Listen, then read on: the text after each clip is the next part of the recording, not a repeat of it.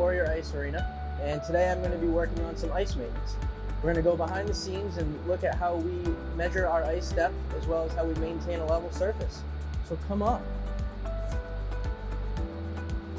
So the first thing I'm going to show you is how we do ice depths here at the rink and how we measure our ice so that I know what to do moving forward, if I need to shave the ice lower, if I need to build it up. Okay. So to measure our ice is a very simple process. We use a drill and a digital caliper to measure. Our goal is to be at 1.25 inches. So from there I will then decide if I need to lay water down to build the ice up or if I need to shave it down to get down to our spot that we need to be.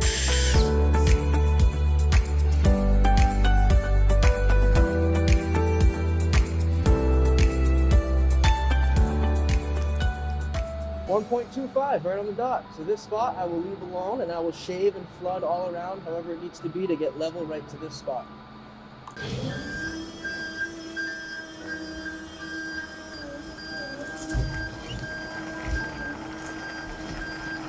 So after measuring the ice, I noticed that these face-off circles on this side of the rink are slightly high.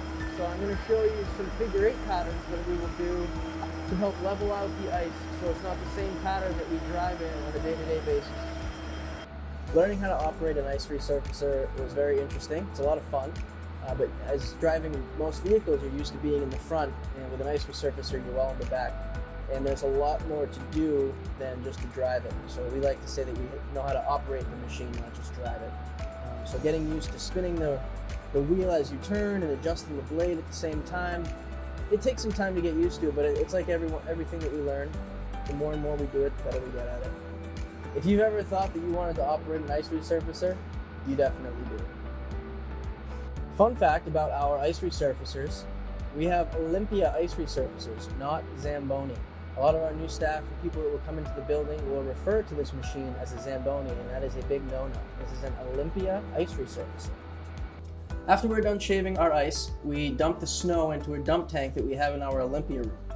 Since we are on the second floor of a building, we're unable to drive our machines outside and dump our snow outside, so we dump it into a dump tank that is heated by the excess heat from our refrigeration system. It melts that down into water and then it runs out through a drain. So now it's time for me to do some flooding.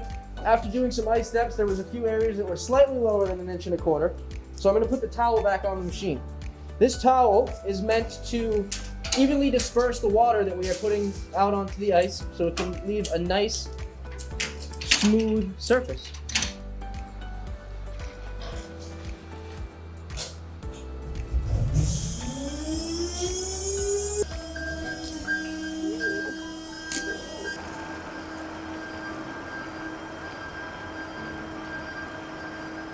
So it's now time to do some flooding. Basically what that means is that I'm going to be laying water down on the surface without shaving anything up. So my blade's not going to be touching the ice, my augers aren't going to be on, I'm just going to be laying water to help build the ice. Before, when I was shaving, I was just shaving the ice, not laying any water down, which helps drop the thickness. So this area that I'm doing was slightly below 1.25 inches, we want to raise it right up. So the reasons that we even have to do ice maintenance in the first place is when we resurface the ice so often, we tend to shave in certain areas and maybe not shave so much in other areas. We do the same pattern all the time.